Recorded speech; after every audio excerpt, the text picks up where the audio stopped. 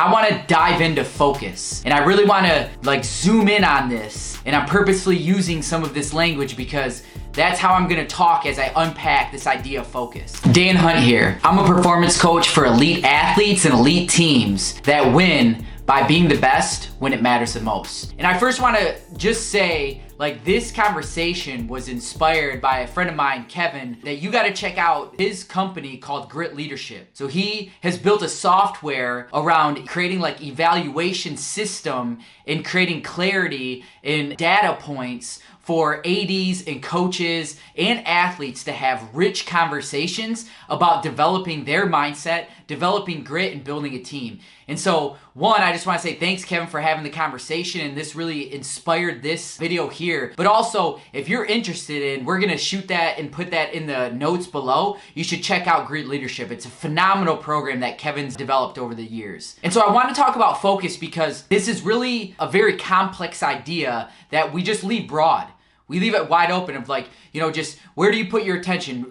Talking about, hey, you're not focused, right? We can evaluate and we can see, or we can talk about and highlight when people are not focused compared to when they are. But the thing is with focus is that there's specific times within your athletic pursuit, within your performance, within practice, that your focus should be on different aspects of your game. And if you look at this as a grid here, you have these 4 quadrants, and you have kind of this external focus to an internal focus, and then a wide focus to a narrow focus. And if you can picture those 4 areas there, in each area you're trying to focus on something different. The external wide focus is really you gathering information. You're trying to seek information. What are the outcomes, or what am I producing? What is the output?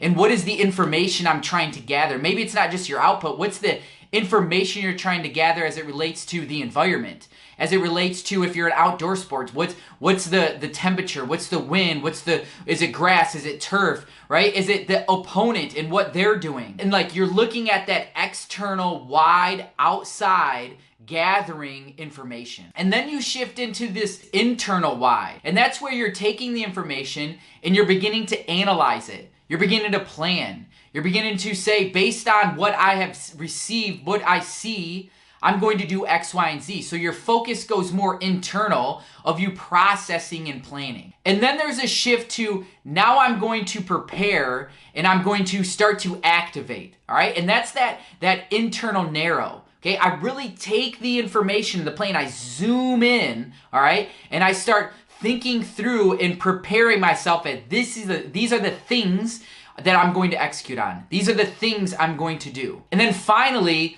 you end up shifting into this actual action, execution, and perform. And that's that external but narrow focus. The eye of the tiger. And you're in the hunt and you're pursuing and you're taking action. I want you to reflect. There's probably been times, and you can evaluate when you've been on the field and you've spent too much time in the gathering phase. You spent too much time on the why. You're diving into gathering too much information. Or you're into that analyzing, constantly analyzing, but you're analyzing so much, you're not really able to shift in and perform, right? And so you're overwhelming yourself and you don't know what's important and you don't know what to do with it. Here's the thing with focus. At any given time, there's 11 million bits of data that you're taking in every second. You giving focus and attention consciously, you can only focus on 10 bits of information or 10 bits of data. That's a huge difference. And what we need to do as athletes and even as coaches is we need to identify what are the things that really matter, and we need to understand when we're in different spaces where we should put our focus. And so to build it out, like with golf, if I'm at the tee box,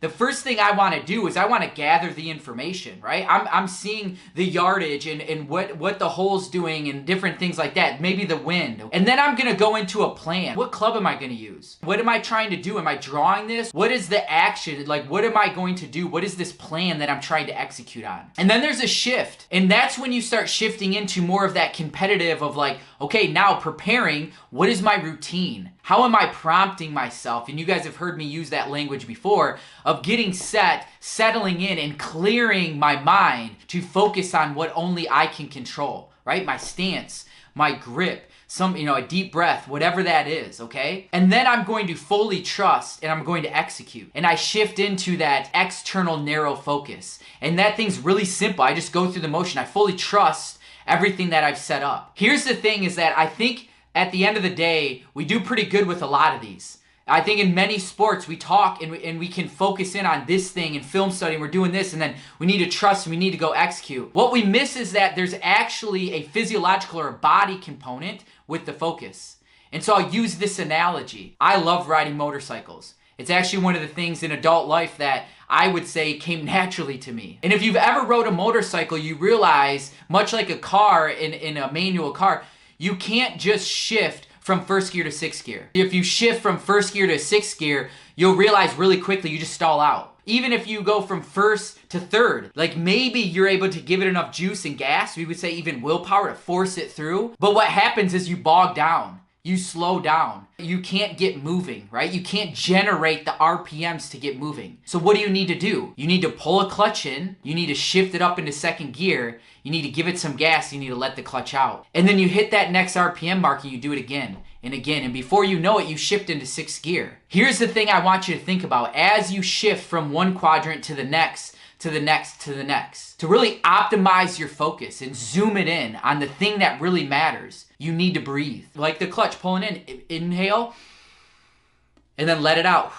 Exhale to then focus on the next thing. Because without doing that, your physical state, the biochemistry that's in your state is focused and is like primed up to focus on the thing you were just focusing on.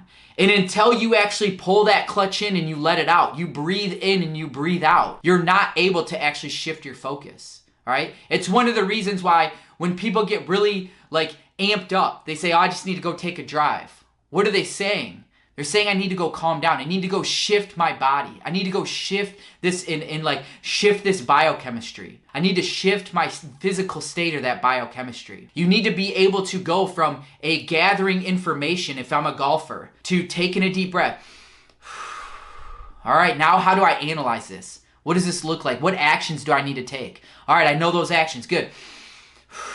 All right, now what are my prompts? What are the things within my control? Right? What do I need to do next? What are those 2 or 3 simple things that I need to visualize or lock into? Okay? And then, all right, now execute. And the thing is as you do this over and over and over again, your brain recognizes the patterns. It recognizes you pulling in that clutch and releasing and giving it gas to focus on the next thing. And so I challenge you to use that within your sport, whether it's golf, whether it's soccer, whether it's even baseball, softball, right? Use your breathing to be able to reset that nervous system and shift your focus, because without it, you will continue to drive your focus on the thing you were just giving attention to. And without that actual deep breath and out, or even there's multiple ways to breathe, but it could be a short breath. It could be 3 or 4 breaths. But without actually breathing and trying to create that almost micro shift in that routine of that, you will not be able to shift your focus and attention from what you just were doing and what you were giving attention to the thing that you need to next. And so if this was beneficial, if you're a coach, if you're an athlete, I'd love to have these conversations. This conversation was inspired by somebody that we just started connecting